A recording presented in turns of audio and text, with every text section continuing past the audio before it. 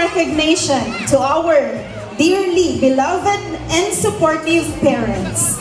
May we call on our school head, Ma'am Barbara G. Laron, together with the faculty members and our Vice Mayor, Honorable Brian Baluging, and our Sangguniang Bayan members to award the Certificate of Appreciation to our parents. May sa puso, may sa na arapaap, agkay kay sa timawasun.